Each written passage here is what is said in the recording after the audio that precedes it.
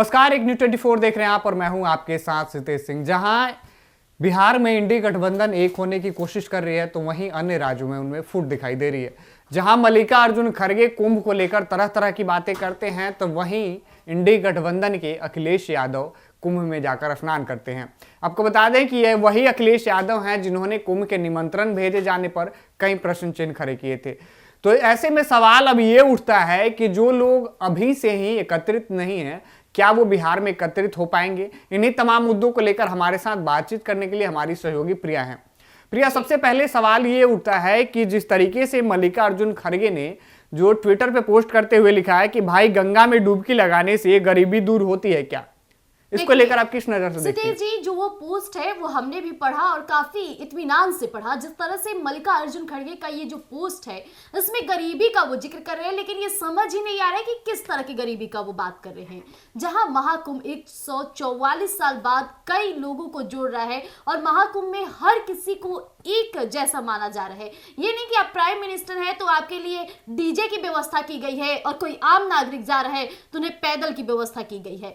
हर किसी के लिए एक प्रावधान है, एक ही रूट है। और ये सरकार जो 144 साल बाद इस महाकुंभ की आस्था के प्रति प्रेम है, हर कोई जो डुबकी लगा रहे हैं, ऐसा तो नहीं है कि प्रधानमंत्री नरेंद्र मोदी हेलमेट लगाकर डुबकी लगा रहे हैं और जो गरीब वर्ग के लोग हैं वो ऐसी डुबकी लगा रहे हैं। हर किसी को एक बराबर लेकर चला जा रहा है सितेश जी। तो इस मल्लिकार्जुन खड़गे जी का जो पोस्ट है वो कहीं ना कहीं मुझे देखने से पता चलता है कि वो क्या कुछ कहना चाहते हैं उन्हें ही खुद समझ नहीं है।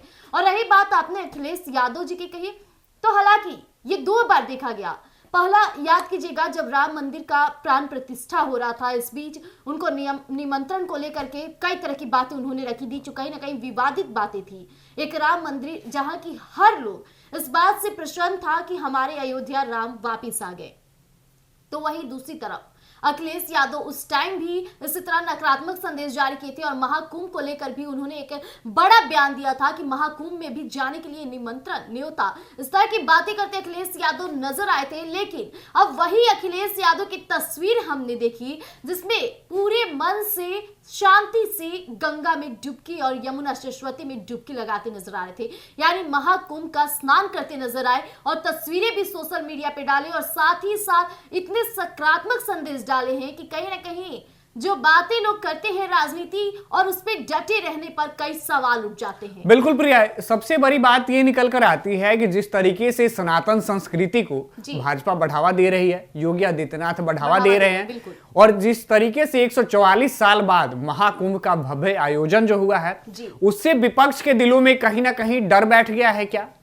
देखिए, डर तो बैठा है क्योंकि जिस तरह से लोगों का जो भी कर रहे हैं भाजपा, लोगों का जुटाव उनकी तरफ, प्रेम उनकी तरफ बढ़ रहा है। क्योंकि याद होगा आपको जब चुनाव होने वाला था, अयोध्या का राम मंदिर बना था, उस वक्त योगी आदित्यनाथ से लेकर प्रधानमंत्री नरेंद्र मोदी की इतनी तारीफें हुई थी, इतनी तारीफें हुई थी कि उसे आज भी नहीं भूल सकते हैं। अयोध्या वाले संपूर्ण प्रेम दिखाए थे और हर एक नागरिक, चाहे वो विदेश का हो, देश का हो, बिहार का हो, हर कोई अपने घर से बाहर निकला और प्रधानमंत्री नरेंद्र मोदी के साथ राम मंदिर के भव्य निर्माण में अपनी योगदान दिखाई। लोगों ने तो एक झलक पाने के लिए एक शो आया था उस समय, आपको याद होगा, आज तक और कई मीडिया चैनलों ने, बड़े बड़े संस्थानों ने इस शो को दिखाया था, जिस दौरान देखा गया कि लोगों ने रामकृष्ण लल्ला की एक दर्शन पाने के लिए उस शो पर बैठे रहे, क्योंकि प्रधानमंत्री नरेंद्र मोदी ने मन की बात में भी इस बात का आगमन कर दिया था कि आप साक्षात रूप से दर्शन अपने घर बैठे कीजिए।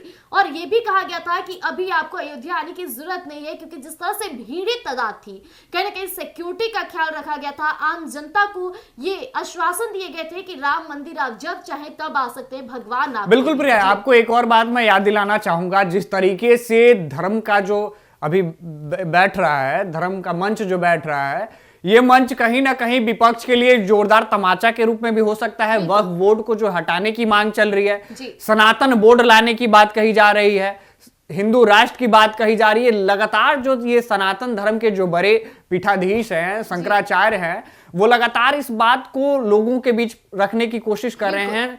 जो ये तीनों नदियों का संगम जो है, वहां से लोगों को ये संदेश देने की कोशिश कर रहे हैं, हिंदू राष्ट्र की ओर बढ़ावा देने की कोशिश कर रहे हैं। तो कांग्रेस में कहीं ये बात तो अब नहीं समझ में आ गई है कि कहीं हम सनातन धर्म का विरोध किए, कहीं सनातन संस्कृति का विरोध किए तो हमारा जिस तरीके से लोकसभा में सुपरा साफ हो गया था और लोकसभा में हमें अच्छी बहुमत प्राप्त नहीं हुई थी। आपने बहुत बड़ी बात कह दी और ये तस्वीरें भी यही बयां करी है कि पहले तो वो अपने बयानों से इस तरह से साफ प्रतीत होते कि कहीं ना कहीं वो महाकुंभ को लेकर के विचार सकारात्मक नहीं रख रहे थे और उन्हें इस बात का डर था कि कहीं वो महाकुंभ की चर्चाएं वो भी करना शुरू कर दिए, तारीफें वो भी करना शुरू कर दिए, यूपी की सिक्योरिटी की तारीफें करना शुरू कर दिए, जो जिस तरह की व्यवस्थाएं की गई उसकी तारीफें करना शुरू कर दिए। तो हो सकता है कि उनके वोट बैंक पर असर हो जाए कि योगी आदित्यनाथ की चर्चाएं अभी यूपी में काफी जोरों शोरों से है, क्योंकि प्रयागराज में जिस तरह का भी भव्य व्यवस्था किया गया है उससे हर एक नागरिक खुश होकर वापस आ रहा है।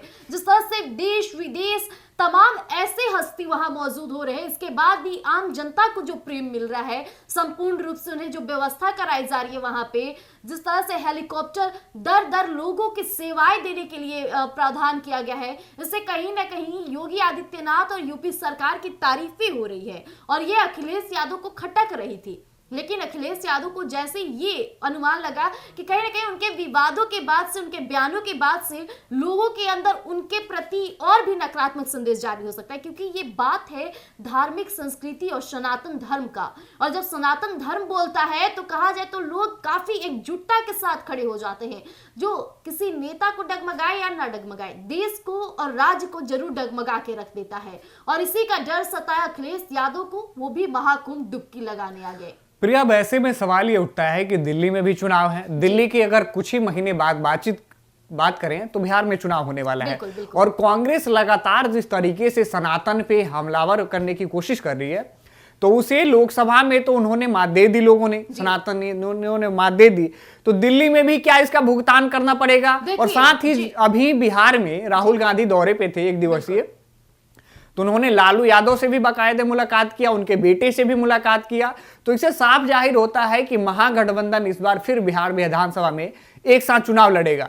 तो जो कांग्रेस लगातार हमलावर होने की कोशिश कर रही है सनातन धर्म पे, सनातनियों पे, तो ये क्या बिहार विधानसभा में इन्हें लोग उठा के पटक देंगे? सितेश जी, ये सनातन धर्म को लेकर लगातार जिस तरह से विपक्ष हमलावर करते, तो सनातन जब बोलता है ना तो झंडी नहीं सिर्फ दिखाता है बल्कि उनको पूरा उखाड़ कर फेंक देता है। और हो सकता है कि कांग्रेस पार्टी की जो नींव रखी हुई है वो भी कबर कर फेंक जाए, क्योंकि जिस तरह से सनातन धर्म किसी एक व्यक्ति का बोलने का अधिकार नहीं होता है। जो सनातन होती है वो हमारे मन में, हमारे संस्कृति में बैठी हुई है, जो कहीं ना कहीं हमारे विचारों को उससे प्रारूपता जोड़ता है। और इस तरह से विपक्ष लगातार सनातन पर हमला करे। अगर वो किसी जाति पर करते तो हमें नहीं कोई टिप्पणी बयां करनी थी, या फिर कोई भी नहीं बोलने आता कि वो किसी जातिवाद पर करे, जातिवाद की लड़ाई होती। लेकिन वो बात खड़ी कर रहे हैं सनातन पर, जो कि लोगों के सोच में सनातन है। सनातन कोई धर्म नहीं है कि हम उसे अपनाए हुए हैं, हम सनातन की तरह रहेंगे, टीका मारेंगे तभी सनातन कहलाएंगे, हम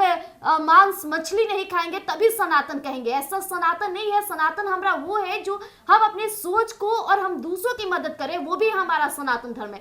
तो जिस तरह से विपक्ष लगातार धर्म को लेकर बातें कर रहे हैं, हर चीज ऐसे बयां कर रहे हैं जैसे मानिए कि वो किसी ऐसे लोगों की बात करें कि वो उस वर्ग से आते ही नहीं है, वो इस धर्म को मानते ही नहीं है। क्या राहुल गांधी या फिर विपक्ष के नेता धर्म को नहीं मानते हैं? मान लीजिए जितने भी वो नकारात्मक संदेश जारी कर ले, क्या वो इंसान नहीं है? क्या अपनी माँ को तड़पते देख सकते हैं वो सामने? ये राहुल गांधी जी से मेरा सवाल है। यानी सनातन जो होता है वो आपके प्रति भी है, आपके मन में भी है, छिपा हुआ है। आप उससे नकारात्मक संदेश जारी करें क्योंकि आपको अपनी वोट बैंक की चिंता है, आपको समाज की चिंता है कि मेरा कहीं वोट बैंक कट ना जाए, मुस्लिमों का आपको वोट बैंक ना कट जाए, इसलिए आप इस तरह की बातें बोलते हैं। लेकिन आपका भी दिल नहीं चाहता होगा कि आप इस तरह से बोले, लेकिन क्या ही करें, राजनीति है, राजनीति में बोलना लाजमी है, तो आप बोलिए, लेकिन घबराइए मत, क्योंकि सनातन जब बोलना शुरू करेगा तो हो सकता है कि आपकी आवाज उस दिन उठनी एकदम बंद हो जाएगी। जी, अभी के लिए फिलहाल इतना ही। तो आपने जिस तरीके से देखा कि जो अखिलेश यादव ने जाकर महाकुंभ में स्नान किया, इसके साथ ही मल्लिकार्जुन खड़गे का जो ये बयान था, उन्होंने जो बाकायदे पोस्ट किया था, हो सकता है कि इसका परिणाम उन्हें दिल्ली में भी भुगतना पड़े, क्योंकि राम मंदिर को लेकर जब ऐसी बातें निकल कर आई थी, कांग्रेस ने इसका समर्थन नहीं दिया था। निमंत्रण देने के बावजूद भी कांग्रेस की कोई भी नेता वहां मौजूद नहीं थे, जिसका भुगतान उन्हें लोकसभा में देखने को मिला था। तो हाल ही में बिहार विधानसभा का चुनाव होना है और कांग्रेस भी कहीं ना कहीं महागठबंधन के साथ लड़ेगी। अब ऐसे में सवाल ये बनता है कि जब महागठबंधन के साथ जब ये लोग चुनाव लड़ेंगे और सनातन और हिंदुओं की यहाँ अच्छी खासी तादाद है और बहुमत भी है, तो क्या इनके लिए जो बयान है इन पे भारी पड़ेगा? अभी के लिए फिलहाल इतना ही, दीजिए इजाजत, धन्यवाद।